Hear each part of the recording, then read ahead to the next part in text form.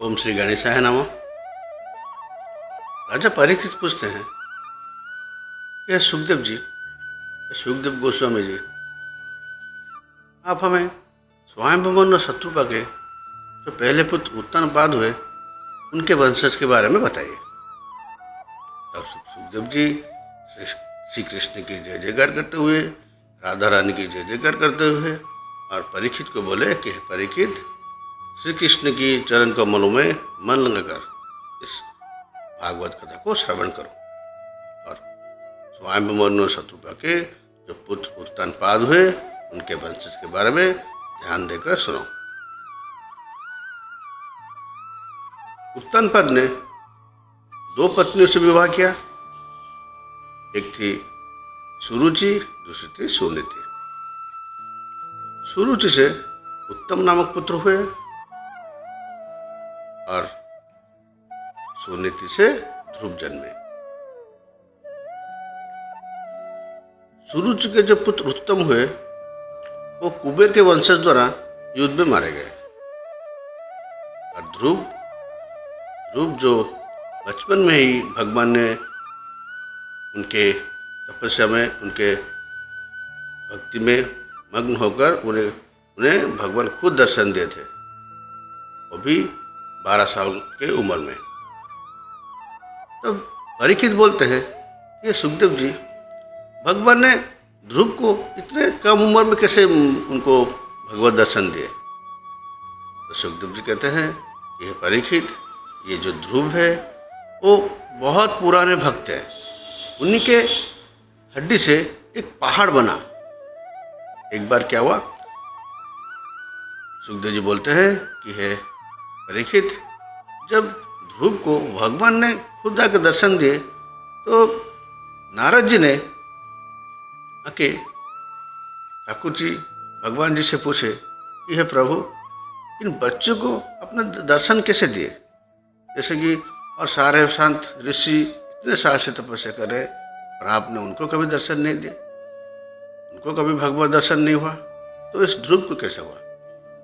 तो नारद जी से श्री कृष्ण बोले, नारद, ये जो ध्रुव है ये बहुत पुराना बड़ा भक्त है।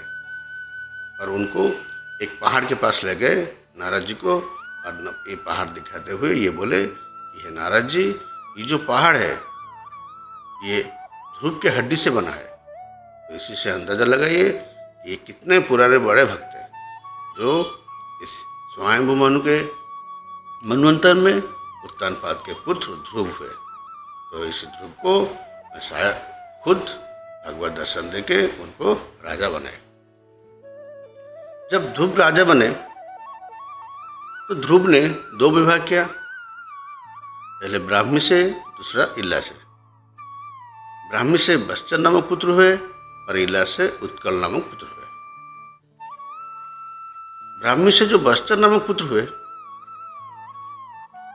परीक्षित, ये बस्तर, इन्हीं के वंशज में एक पुत्र जो सर्वतेज हुए। सर्वतेज ने आकुति से विवाह किया, जिससे एक पुत्र चक्षुमुनि हुए और चक्षुमुनि के पुत्र उल्मुख हुए और उल्मुख के पुत्र अंग हुए। ये अंग बहुत ही प्रतापी राजा था। परीक्षित, ये जो अंग है, इन्होंने मूर्तु की पुत्री सुनीता से विवाह किया और उनसे एक दुष्ट और पापी पुत्र हुआ जिनका नाम बेन हुआ। तब परीक्षित पूछते हैं, ये सुखदेव जी, इस महान वंशज जो ध्रुव के वंशज है और जो महाराजा अंग है, उनके पुत्र ऐसे दुष्ट और पापी कैसे हुआ। तब सुखदेव जी कहते हैं कि ये परीक्षित, ये अंग राजा ने जो मूर्तु की पुत्री सुनीता से विवाह किया, ये जो सुनीता थी ये मूर्तु की पुत्री थी। तो मूर्तु जो सबको यातना और दुख देते थे और उनकी पुत्री भी उसी प्रकार, जब बाल्यकाल में एक ऋषि को तपस्या के वक्त बहुत सताया और दुख दिया, तब उस मुनि ऋषि ने उनको, सुनीता को एक अभिशाप दिया कि तुम्हारा जो पुत्र होगा बहुत ही दुष्ट और पापी होगा। ये बात सुनते ही सुनीता ने वन में आके विचरने लगे और दुखी हो गए कि मेरा तो जो पुत्र होगा वो तो महापाप की दुष्ट होगा। ऐसे वन में विचरते विचरते एक बार उन्हें अप्सरा उर्वशी मिले। अप्सरा उर्वशी जो सुनीता को लेके अंग से विवाह किए। अंग और सुनीता की विवाह हुए। सुनीता को मन ही मन ये संकोच थी कि जब जो मेरा पुत्र होगा वो तो दुष्ट होगा, तो इसलिए उन्होंने कभी संतान की आशा नहीं की। और एक दिन जब ऋषियों ने अंग की कोई यज्ञ कर रहे थे, तब ऋषियों ने अंग से प्रसन्न होकर उनसे एक पुत्र की याचना की। तो जब उन्होंने एक पुत्र होने का आशीर्वाद अंग को दिया, तो फिर समय क्रम में सुनीता के गर्भ से एक पुत्र हुआ जो बड़ा दुष्ट और पापी था। ये बहन की दुष्टता और पाप से अंग बहुत परेशान हुए और स्वतः ही स्वर्ग को चले गए और उनकी माता सुनीता भी सती हो गई। ये बहन इतना भयानक था कि ये अपने प्रजा और ऋषि मुनियों को बहुत सताता था, बहुत उनको दुख देता था। तो एक बार मुनि ऋषियों ने क्रोध में आकर इस बहन को श्राप देके मार दिया।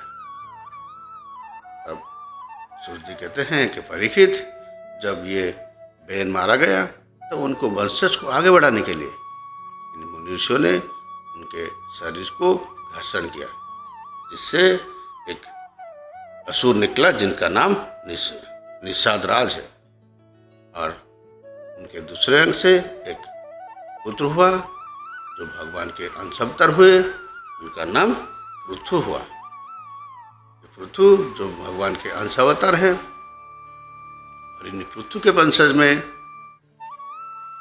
सूर्य जी जो सौनक मुनियों को भागवत सुना रहे थे, वही सूर्य जी इनके वंशज हैं। और ये पृथु के वंशज में और एक पुत्र जो बहिषद हुआ। ये बहिषद ने विवाह करके उनका 10 पुत्र हुए जो प्रचेता कहलाए। ये 10 प्रचेता सब एक जैसे ही थे। और बहिषद ने उनको इतना शांत और इतना सरल देखकर उनको यज्ञ और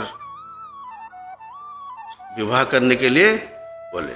तब इन प्रचेताओं ने वन में जाकर तपस्या के लिए जा रहे थे कि तभी उनको खुद शंकर जी ने आके कृपा करके उनको रुद्र गीत सुनाए, जैसे कि वो प्रचेताएं शीघ्र ही सिद्धि को प्राप्त कर सके। इस सिद्धि के लिए जो वन में जा रहे थे प्रचेताओं, तब जब रास्ते में शंकर जी मिले तो प्रचेताओं ने शंकर जी रुद्र को देखकर उनकी आरती करके उनकी जय जयकार करने लगे और खुद को धन्य मानकर ये बोले कि है रुद्र जी, आप हमें दर्शन देके हमारा सारा क्लेश दूर कर दिया। तब रुद्र जी ने उन्हें शीघ्र ही सिद्धि प्राप्त के लिए एक मंत्र दिए जिनका नाम रुद्र गीत है। तब ये सुनकर परीक्षित बोले कि है सुखदेव जी, रुद्र जी ने जो गीत प्रचेता को सुनाए वो आप हमें भी सुनाए। तब सुखदेव जी कहते हैं कि है परीक्षित, आप ये रुद्र गीत सुनो। ये रुद्र गीत है जो रुद्र ने प्रचेता सुनाया और ये रुद्र गीत रूप में विष्णु की स्तुति है, विष्णु की आरती है। हे घनश्याम, आपके चरणों में बार बार नमस्कार। आप सभी का मंगल करें। आपकी जय हो, जय हो, जय हो। आपने ही अपने प्रकाश से इस संसार को व्याप्त कर रखा है। आप जन्म और मरण से रहित है। हे वासुदेव, आप ही पंचभूत, मन और इंद्रियाधिष्ठ है। आपके चरणों में नमन। हे जगतश्वर शांताकारम, स्नेह के कारण लेते अब अनेक अवतार। आपके नाम भव सिंधु से पार करने के लिए फूल के समान है। आप ब्रह्मा के भी पिता, रूप निदान, विश्वपति हैं। आपको नमन। आप ही सुख स्थूल शेषनाग प्रभु है।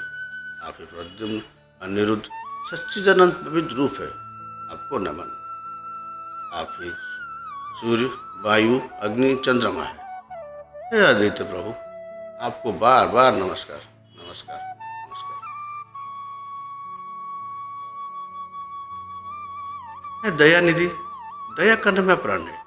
हम पर भी दया करो, हमें भी दर्शन दो। आपका वो चतुर्वेश कहो, वो चरण, हाथ, नेत्र, कपोल, गाल कितने सुंदर है। ऐसे सुंदर वेश को देखकर करोड़ों मर्दन भी लज्जित हैं। आपका मंदहास्य से युक्त मुखारविंद, सोने में कानों में कुंडल, काले काले केश पीताम्बरम, ऐसे आनंद स्वरूप का हमें भी दर्शन करा दो। आपके भागों में प्रणाम। जो भक्त आपके ऐसे रूप का ध्यान करते हैं वो विश्व रूपी कानून में अपने मन को भ्रमित नहीं करते और सभी पापों से निवृत्त होकर विश्व में आप ही की ही दर्शन करते हैं। आप ही का यह सर्व विश्व शरीर है। जैसे पूर्ण नाभि ज्वाला बनाती है, उसी प्रकार आप ही सृष्टि, रचना, पालन, संहार आदि करते रहते हो। हम भयभीत, मरण, धर्म मानव है। आप हम पर शीघ्र ही दया करो, क्योंकि आपकी माया बड़ी बलभीत है। आप पर शीघ्र दया करो।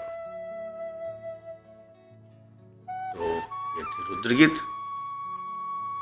इसी रुद्र को जब शंकर जी रुद्र ने प्रचेता को सुनाए तो है परीक्षित इसी रुद्र गीत को धारण करके प्रचेताओं ने वन में जाके 100 साल तक इस मंत्र को धारण करके सिद्धि को प्राप्त हुए।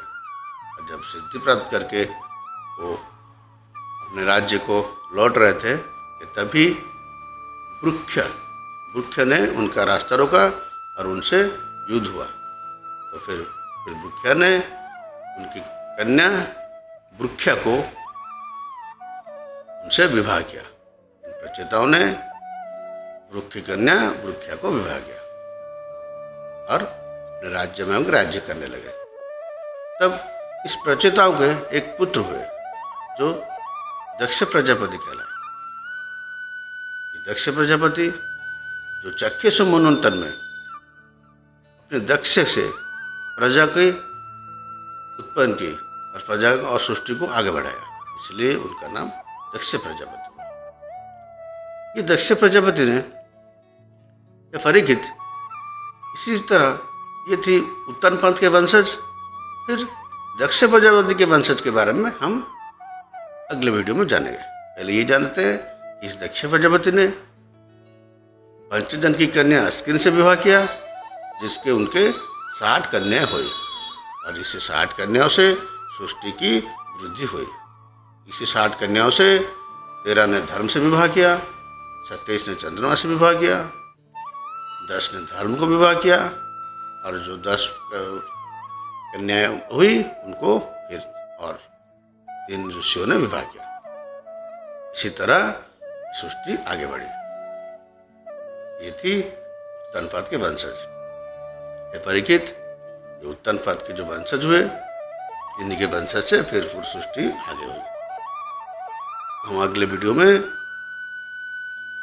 उनके द्वितीय पुत्र जो स्वयंभु शत्रुपा के द्वितीय पुत्र प्रियव्रत, उनके बारे में और एक वीडियो अभी आएगी। आप इसे ध्यान से देखिए कि भगवान सृष्टि की रचना से लेकर आज तक पूरा कैसे इस भागवत में वर्णित है।